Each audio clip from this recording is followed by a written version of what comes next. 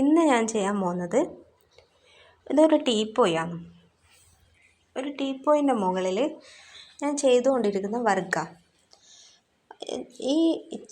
ഇപ്പം ഞാൻ പരിചയപ്പെടുത്തുന്നത് ഒരു പെയിൻറ്റിങ്ങിന് ഡ്രോയിങ് പെയിൻറ്റിങ് ഇതിന് ബേസിക്കായിട്ട് വേണ്ട ചില കാര്യങ്ങളാണ്. ആദ്യം വേണ്ടത് പെൻസിലാണ്. നിങ്ങൾക്ക് ഇഷ്ടമുള്ള തരം പെൻസിൽ ഉപയോഗിക്കാം. ബേസിക്കായിട്ട് നമുക്ക് ഉപയോഗിക്കുക ഏത് സാധാരണ പെൻസിലായാലും സാരമില്ല, HB പെൻസിൽ. പിന്നെ നമുക്ക് അതിൻ്റെ ഓരോ കളറിൻ്റെ ഡാർക്ക്നെസ് അനുസരിച്ചിട്ട് നമുക്ക് പെൻസിൽ വ്യത്യസ്തമായിട്ടുള്ളത് ഉപയോഗിക്കാം. ഷെയ്ഡിങ്ങിന് അത്യാവശ്യം വേണ്ടുന്ന പെൻസിൽ ഏതാണെന്ന് വെച്ചാൽ നമുക്ക് ഉപയോഗിക്കാം. പിന്നെ വേണ്ടത് ഞാനിവിടെ ഉപയോഗിക്കുന്നത് സാധാരണ ഒരു റബ്ബർ ഇറേസറായിട്ട് ഉപയോഗിക്കുന്ന, പിന്നെ ഇത് പെൻസിൽ മുന ഉണ്ടാക്കാൻ വേണ്ടിയിട്ടുള്ളത്. പിന്നെ നമ്മൾ പെൻസിൽ കൊണ്ട് വരഞ്ഞ് നമ്മൾ സാധാരണ പണ്ടെല്ലാം ഉപയോഗിക്കുന്നൊരു പേനയാണിത്. ഹീറോ ഇങ്ക് നിറയ്ക്കുന്ന ഒരു പേന. ഇതുണ്ടെങ്കിൽ നമുക്ക് അത്യാവശ്യം നമ്മളെ കൈ വഴക്കം റെഡിയാക്കാം, വരച്ചുകൊണ്ടിരിക്കാനുള്ള. പിന്നെ വേണ്ടത്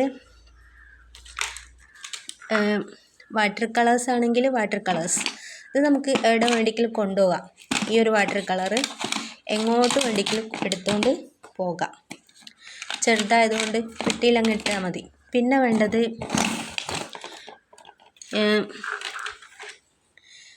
ഇത് കളർ പെൻസിൽ. ഇത് നമുക്ക് ചെറുതും വാങ്ങാൻ കിട്ടും, വലുതും. നിങ്ങൾ ഏതാണെന്ന് വെച്ചാൽ അനുസരിച്ചിട്ട് കളർ പെൻസിൽ യൂസ് ചെയ്യാം. ഇഷ്ടമുള്ള കളറ് നമുക്ക് ഇതിലുണ്ടാവും, ഇത് യൂസ് ചെയ്യാം. ഇത് ഓരോന്നിനനുസരിച്ചിട്ട് വേണം. പിന്നെ വേണ്ടത് ഈ പെയിൻറ്റിങ്ങിന് ചെയ്യാൻ വേണ്ടത് പെയിലറ്റാണ്. അത് എൻ്റെ കയ്യിലുള്ള പെയിലറ്റ് ഒരു പഴയ പെയിലറ്റാണ്.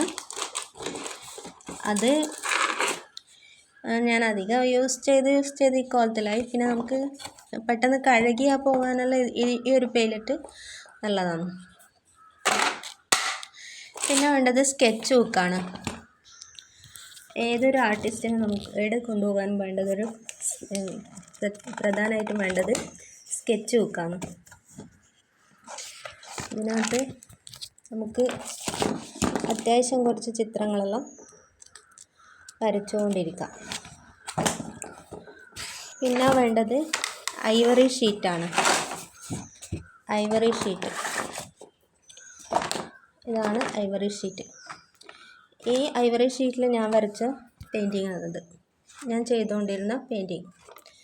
പിന്നെ വേണ്ടത് ക്യാൻവാസാണ്. ക്യാൻവാസ് നമുക്ക് ഇതുപോലെ കിട്ടും. ഇത് ക്യാൻവാസിൽ ഞാൻ ചെയ്തുകൊണ്ടിരിക്കുന്ന ഒരു പെയിൻറ്റിങ് ആണ്. ഇത് ക്യാൻവാസാണ്.